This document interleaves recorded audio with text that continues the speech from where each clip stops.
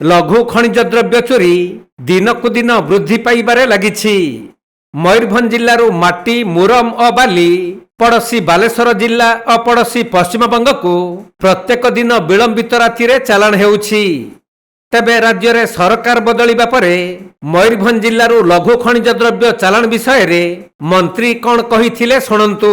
Illegal mining हबो नाही, जहा हबो सेगा लोकंकर हित पाई आम लोक पाइबे। कौन सी बाहर को माइनिंग जाई परियो नाही। डेवलपमेंट काम तो हबो ना, और डेवलपमेंट काम पाई लोकंकर जहा जे घर करबा पाई आवश्यकता अछि, रास्ता करबा पाई आम एरिया बाहर को कौन सी जिंस में जीवा पाई देबु नाही।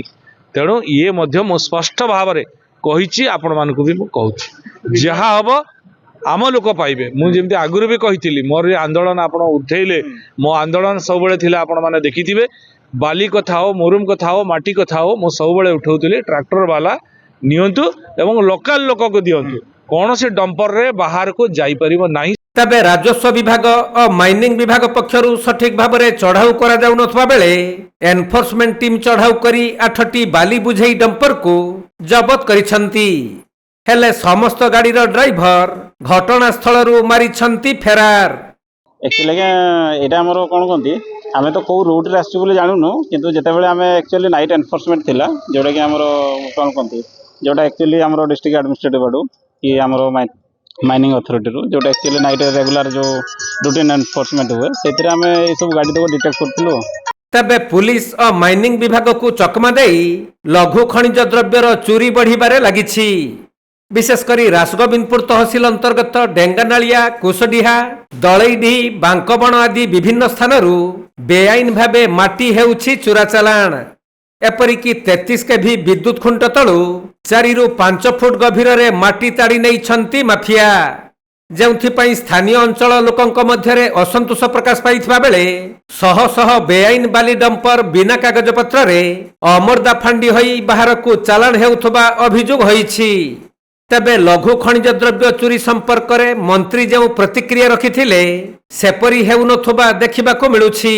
देखंतु हमरो रासगोविंदपुर मोरडा अंचल रे एभली चोरा बाली गाड़ी बाहर राज्य एवं बाहर जिला को रेगुलर चालू। रेगुलर प्रत्येक दिन राति 100 ट्रिप एभली देखुचंदी 16 चकिया 12 चकिया चोरा चालाण होउची। तो से धर्म को आखिठार भलिया गोटे मार्च मास गोटे लास्ट चली। तेणु गोटे ऑफिसर आसिकी गोटे चढ़ऊ करिकी 8टा गाड़ी को सीज करदेले, सीज करी गोटे गवर्नमेंट को सह करिवे। ये सब मिली भगत रे प्रशासन एवं अधिकारी एवं माफिया को मिली भगत रे दीर्घ दिन धरी ये कारबार चली। मंत्री पूर्व भी कहते मोगड़ा जो अच्छा विधायक जो बाहर को इलीगल माइनिंग हो पार ना ना सी तो कही जे बाहर को इलीगल माइनिंग हो पारनी। आम अंचल बाली आम जगार खर्च हम बाहर को जापर, किंतु आम तो देखुचे तार विपरीत होचु ना।